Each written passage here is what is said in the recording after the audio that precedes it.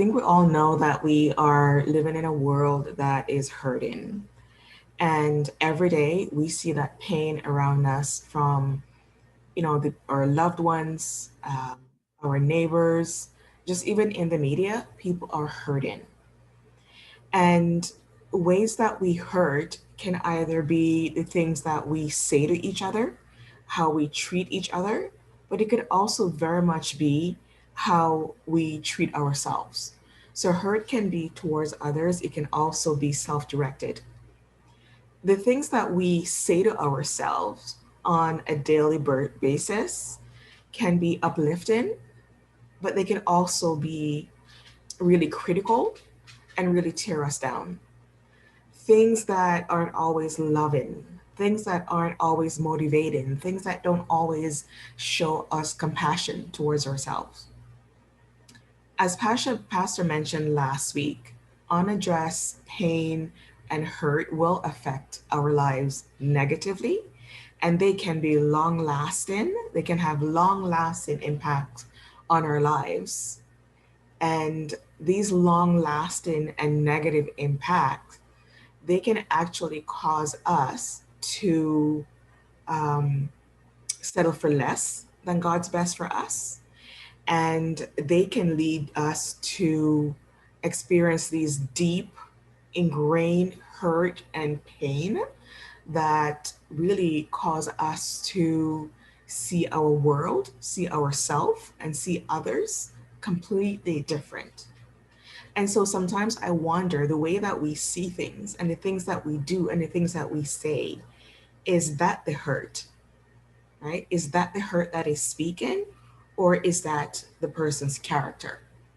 And so this is just to show you that when it comes to hurt that's unaddressed, it can be detrimental to how we see ourselves and how we see our life and how we live our life. And so these unaddressed um, pain or these unaddressed hurt that most of us are walking through our day with daily, at a certain point, we have to decide what are we going to do about those pain and those hurt that we're feeling.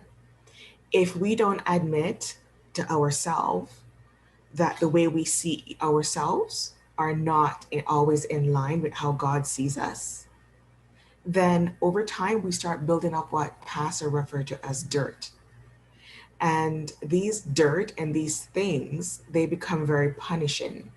And over time, if we don't deal with these dirt, then dirt will turn into muck and mud and clay.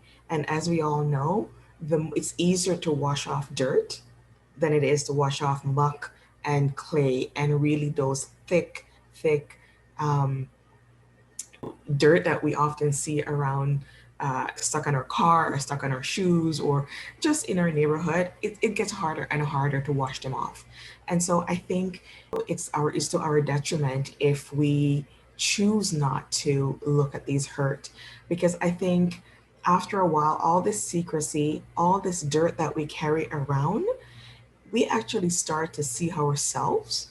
We actually start to see each other and our world through, I truly believe this, through Satan's eyes instead of God's eyes. And imagine if we go through our daily lives seeing ourselves through Satan's eyes. That's a scary thought, right? I don't think that will affect our self-esteem in at all in a very good way. So when it comes to dirt or hurt that affects someone's self-esteem, it could be, do you find yourself doing or saying things to punish yourself when you mess up?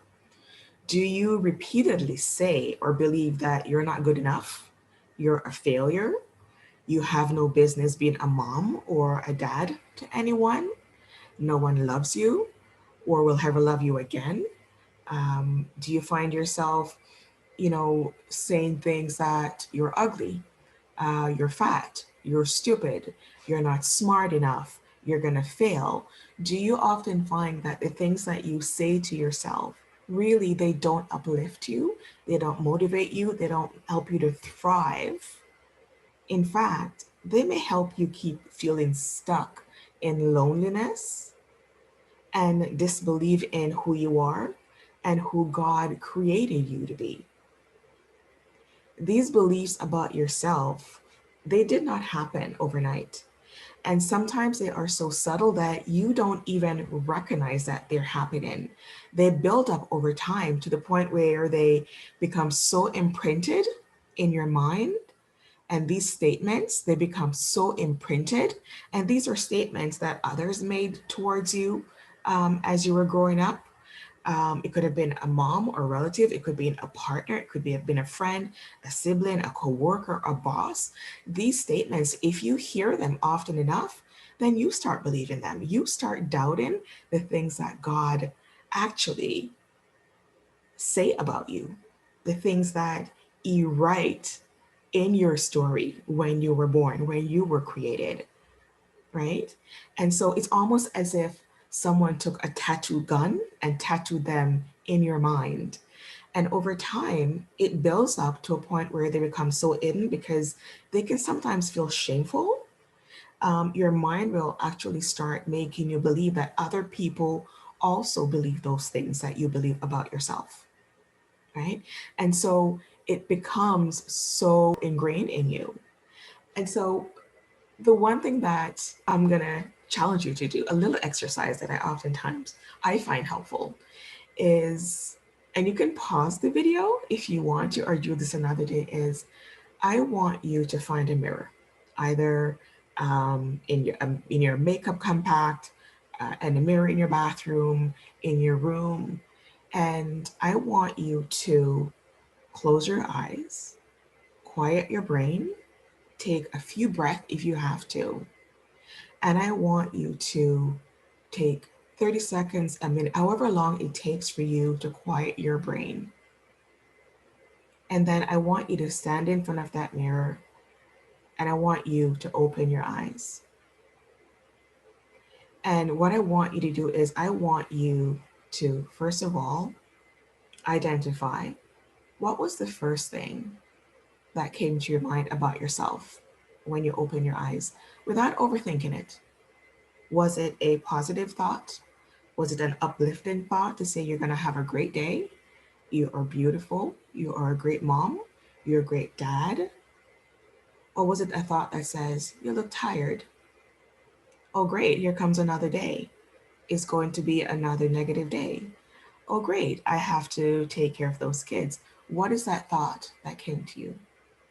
And what was the first feeling that connected with those thoughts? Was it a feeling of joy? Was it a feeling of shame, guilt, anxiety, worry left over from the day before, right? Did you go to bed with all of those negative things about yourself and wake up just to continue the day?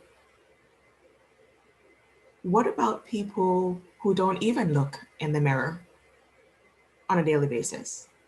And this is not about self-image, right? This is about being afraid of what it is that you will see when you look in that mirror. Because there are people I've met, and even myself, some days I just walk by that mirror. I don't want to look in the mirror because I don't want to see what I want to see because I woke up on the wrong side of the bed. When was the last time that you actually passed the mirror and stood and look at yourself in that mirror and admire yourself in that mirror? Or look in that mirror and face the pain and the hurt that you see looking back at yourself? So I'm going to challenge you to do that exercise. It may come from very affirming things that you think very positively of yourself, or it may actually bring forward things, those pain, that dirt and that muck that you really don't want to face. And so in that moment, I think a decision to make is, are you ready? Right? Are you ready to start weeping, as Pastor said? And weeping is not just about crying, as he talked about, right? It's about crying and expressing the emotion of all those pain and hurt that is really making your self-esteem so low and causing you to judge yourself based on your perception of yourself, other people's negative perception of you, Satan's perception of you versus God's perception of yourself. So are you ready to fix things? Are you ready to deal with those hurt and pain and shame and guilt and cynicism and anger towards others, anger towards yourself, hatred towards others, that is keeping you from truly weeping with God, weeping before God and facing those things? Are you truly ready to face those hurt and pain and grieve them? That's the question that I want you to ask yourself. Are you ready to stop ignoring those hurt and pain that has been affecting your self esteem? Are you ready to see yourself through God's eyes? Or are you choosing to continue to see yourself through negativity and Satan's eyes? The beliefs that he has for you, the belief that he has for you. And as Pastor said, in when he talked about John 11:35, Jesus wept. He wept. And if Jesus can weep and talk about the hurt and pain and all those emotions, then so can we. So I encourage you to face your hurt, those hurt that are affecting your self-esteem. Take a stand when you look in that mirror. What is the first thing that you see that you are ready to put in the past so that it doesn't continue to shape who you are, shape your future, shape your kids' future, shape your family members' future? Are you ready to face those things? So that's my challenge to you, to ask yourself, are you ready to face those things? And hopefully, if you say yes, then you know that you can reach out to us at the